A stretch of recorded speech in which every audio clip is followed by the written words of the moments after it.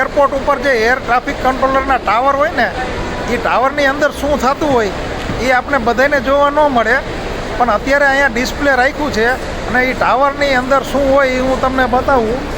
જો આવી રીતે ટાવર હોય, રેડાર ટાવર, અને અહીંયા છે ને ડિસ્પ્લે માટે અત્યારે આપણે જોવા મળશે, પછી આમાં કંઈ જોવા ન મળે. જો આ સ્ક્રીન છે બરાબર, આપણે મકવાણા સાહેબ છે એને અમને માહિતી આપી. જો આવી રીતે સ્ક્રીનમાં અલગ અલગ પ્લેનની પોઝિશન બતાવે છે આ મેપ ઉપર, બરાબર.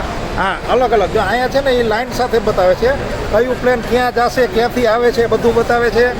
અહીંયા લેપટોપમાં છે, અહીંયા મોટી સ્ક્રીનમાં છે, અને કયું પ્લેન કયા પ્લેનની વધારે નજીક આવી જાય છે અને એની બધાની રિયલ ટાઈમ ઇન્ફોર્મેશન આપતા રહીએ. તમારું પ્લેન લેફ્ટ લઈ લ્યો, તમારું રાઈટ લઈ લ્યો, તમે ઉપર જાઓ, તમે નીચે જાઓ, આ બધી ઇન્ફોર્મેશન છે એ ટાવરમાં બેઠા બેઠા અધિકારીઓ પાયલોટને ઇન્ફોર્મેશન આપતા હોય છે.